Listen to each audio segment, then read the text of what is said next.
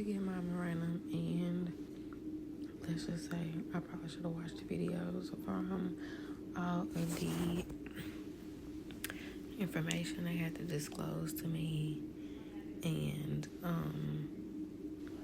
all the devices. So I'm curious to see how this is going to work with this Mirena.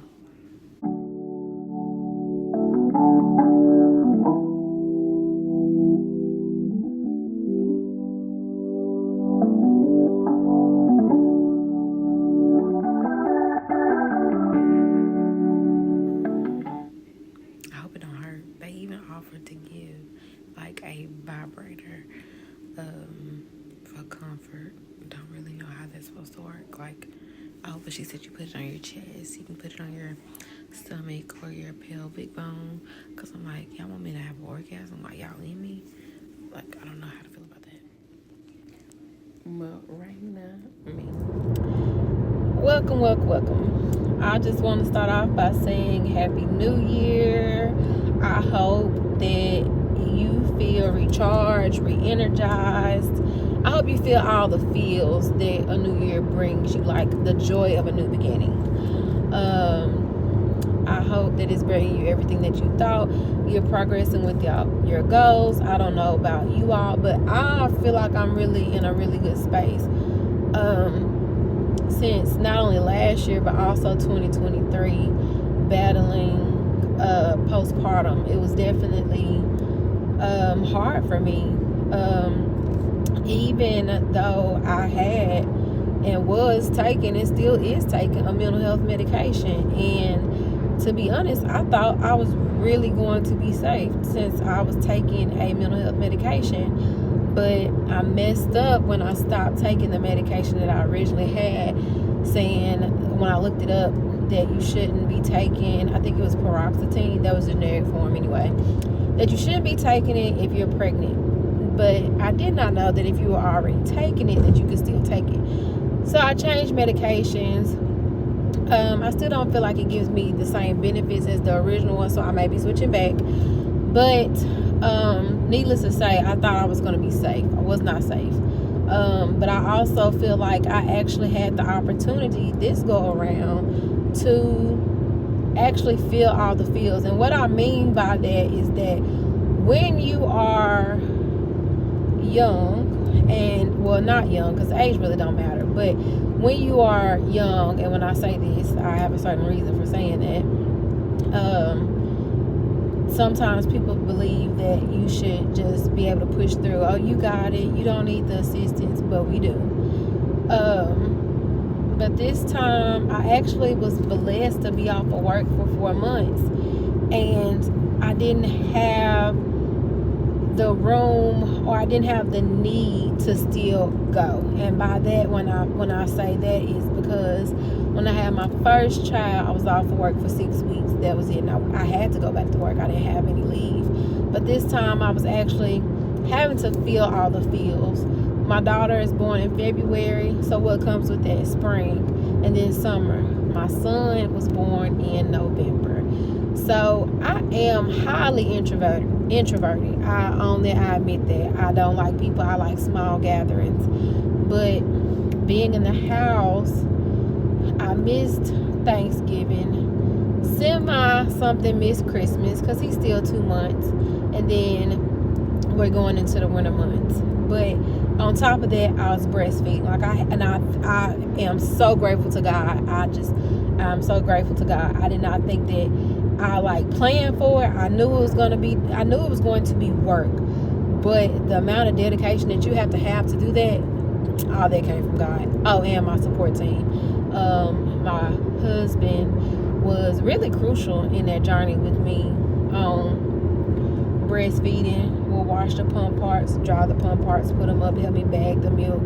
So that was really good for me. But I was just always feeling like a sense of doom. Don't know why. Like, I would be sitting there just crying, and then it dawned on me. It said, "Hey, Constance, you have postpartum," and I just didn't understand it, because I was like, "This is just totally different from the last time." Like, I actually am able to be at home. I'm actually not having to stress, but I just felt a sense of doom. And I was like, this is postpartum. And I felt like I had no reason to complain. And when I say that, it's because both grandmothers came to stay the night sometimes, would help cook, bring meals. My mom folded clothes many times. I had a friend who came and sat with me almost every day after class, and I did not ask her to. If I needed her to go get me something, she would go get it. And so I was just not understanding, why did I feel that way? And looking back on it, I don't necessarily know if it was a blessing in disguise or what, because I'm just so thankful for my support team. But it also goes to show that anything, I mean, your whole situation can be perfect and you still get postpartum. So it's definitely great to have a support system in your life. But and I love my kids. I love them, I do, and I don't regret having them. But with Trump being in office, Project 2025, I had to make some decisions about my reproductive organs, and I decided to get the Mirena. Don't know if I'm gonna keep it the full 8 years. I don't know about that. I did have a birth control that was low in progesterone, if I'm saying that correctly. And whenever I decided to quit breastfeeding, I had more frequent cycles, so I was like, no, this is not gonna work. I definitely need some other kind of birth control method.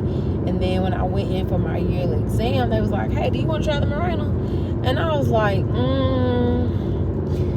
just sitting there outweighing the benefits of having to go to the pharmacy for this, because I go enough for my kids. And I was like, well, I'm tired of having to call in medicine, so you know what, let's go ahead.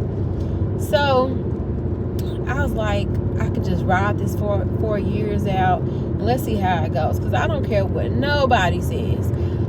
I don't know what they're planning, but I don't want my kids to be a part of what they're planning. I don't want to, well, they're already going to be a part of what they're planning, because we need to start speaking up for these things. But anyway, I don't want to be having or being pregnant in this time, and kids are a blessing. So I would never say that if God was to bless me with a child, I don't want that child during this time. That's not what I'm saying. But I want to be in control of what's going on, because I'm not in control of the White House, but I am in control over me. And with everything that's going on, and people, you never know when you may have a miscarriage. And I'm not speaking from experience. I don't know what it feels like. God blessed me to be pregnant not once but twice, both healthy babies, and I've never had a miscarriage. I don't know what that feels like, but I don't want to know what that feels like. So with that, I decided to get the Mirena, because Trump and politics will not, and the government will not control my womb. If I get pregnant and I want to have an abortion, I want to be able to have an abortion, because that is my right to do so. Nobody has a right to decide what a woman does with her body except that woman. So I decided to get the Mirena, and that experience was, well, when they was like, I've heard people get the Mirena, but nobody ever told me all the things that the Mirena entails. Because I went to get my appointment, and she gave me the rundown. She said, did you watch any YouTube videos? I said, no, I didn't watch any YouTube videos. She was like, good. But then she also said, if you're currently bleeding while you're getting your Mirena, or if you had vaginal deliveries, it'll be easier for you. And then she describes the process and the risk and everything that'll go on, because I think she said is urine preparation, 2 other things. I'll link them or mention that somewhere in this video. But I was like, okay. But then she said we have to measure your cervix. We have to feel for something using some teeth materials. It was like 3 things. And I was like, I thought this was going to be like just use the betadine solution to sterilize you. I was like, oh my gosh, did not know it was going to be all this. Like, I simply just thought you was going to put it up there and we're going to be done with this.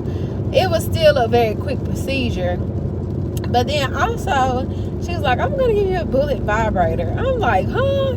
I was like, I almost said, you want me to have an orgasm while you put this thing in me? But I did not say that. She was like, some people put it to their chest, or they'll put it, or they'll just simply hold it like to distract them, or they will put it on their belly button. Okay, so I put it on my belly button, and she walked me through the whole process. She was like, I want you to wiggle your toes for this part, or I want you to also cough when she was using the teeth. I don't know the terms, don't remember. And then take deep breaths whenever she was getting ready to place the Mirena inside my cervix. So it's a real simple procedure, but as soon as she finished, I felt the cramping, like as soon as she finished. And I had to go take an ibuprofen, 800 ibuprofen, and I went to sleep. And it's because the cramping was intense. It was intense. But after I took that 800 milligram ibuprofen and went to sleep, I was totally fine. So I didn't have any issues in that regard as far as the Mirena. Didn't have any complications as far as like the urine perforation, infection. I go back in 6 weeks to make sure that everything is good as far as the Mirena. That was a school bus. It is 3 o'clock. But and I also attached some clips of me getting the Mirena too. Not actually like me getting the Mirena, but like in the office in my little feels about it. But yeah, so as far as 2025 and the Trump administration, I want to know, like, how is it affecting you all, women especially? Like, how are you handling your reproductive rights, and how are you going to handle everything that's going on? And also, how does that make you feel, if it makes you feel anything? But I'm just curious about what everyone's thoughts and feelings are. So be sure to send me your comments, and if you don't want to send it to me or don't want to comment, email it to me. But I'm curious to know and like to have a discussion with some people, like, what are some things that you all are doing to protect your reproductive rights and also protect your mental space? Like, that's very important too. Like, I know right now I'm not watching the news. Like, if it comes to my phone, I'll read it and stay up to date with it. But with so much going on and still having to live life, not saying that I'm uneducated or misled or misinformed, because I'm not, but there's just so much negativity going on that I need some positivity. So right now I'm not watching the news, and that's a form of me taking care of my mental health. But I would love to know what you all are doing to take care of your mental health. So drop a comment below and let me know how you feel, and I'll talk to you all later.